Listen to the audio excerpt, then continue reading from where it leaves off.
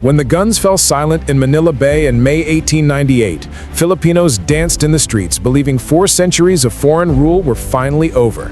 Emilio Aguinaldo, the 29-year-old revolutionary leader, had returned from exile, raised an army of 40,000, and on June 12, 1898, declared the First Philippine Republic, the first independent republic in Asia. Church bells rang, flags waved, and the dream of freedom seemed real. But 7,000 miles away in Paris, American and Spanish diplomats were quietly dividing the spoils of war.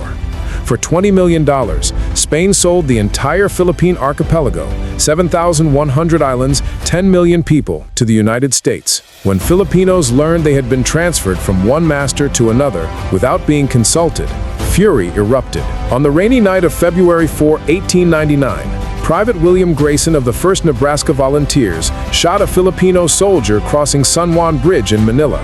Within minutes, American sentries opened fire all along the line. By dawn, full-scale war had begun.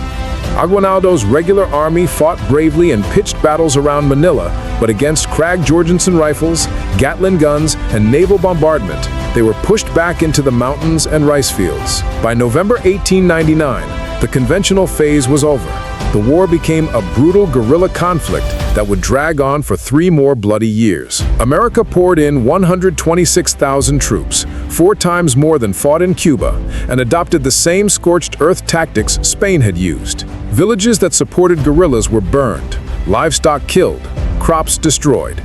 The infamous water cure became routine. Filipino prisoners were pinned down, a funnel forced into their mouths, and gallons of water poured in until their stomachs distended. Then soldiers jumped on their bellies to force confessions. On the island of Samar, after Filipino revolutionaries massacred 48 American soldiers at Balangiga in September 1901, Marine Major Littleton Waller received orders from Brigadier General Jacob H. Smith. "I want no prisoners. I wish you to kill and burn. The more you kill and burn, the better. Kill everyone over 10 years of age." Smith later boasted he turned Samar into a howling wilderness. American newspapers slowly began reporting the atrocities. Mark Twain called the U.S. flag a pirate's ensign. Over 4,200 Americans died, 3/4 from tropical diseases, but Filipino casualties were catastrophic. At least 20,000 combatants and between 200,000 and 1 million civilians dead from violence, famine, and cholera. In March 1901, Aguinaldo was captured in a daring raid by General Frederick Funston using forged letters and Macaba Bay scouts. Dressed as Filipino soldiers, the Americans infiltrated his mountain headquarters and took him prisoner. On April 19, 1901, Aguinaldo swore allegiance to the United States. One by one, the remaining guerrilla leaders surrendered or were killed. On Independence Day, July 4, 1902, President Theodore Roosevelt declared the war officially over and granted amnesty to all fighters. The Philippines became an American colony for the next 44 years. English was made the language of schools, roads and ports were built. Public health campaigns wiped out cholera and smallpox, and a generation of Filipino leaders were educated in American ideals of democracy, ideals that would one day be used against American rule itself. Yet the cost was staggering. The Philippine-American War trained the generation of officers, Pershing, MacArthur, Wainwright, who would fight in World War I and II. It taught America how to fight jungle insurgencies, a lesson repeated in Vietnam 70 years later, and it left deep scars.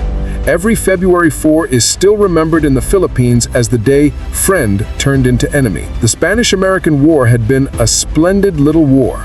The Philippine-American War was long, ugly, and largely erased from American memory. It was the dark underside of empire.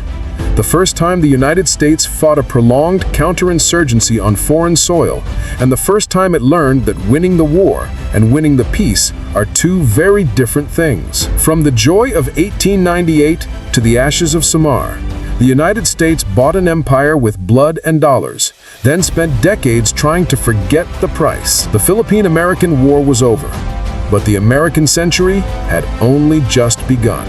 Subscribe for the next part, World War I, when America finally entered the world stage as the decisive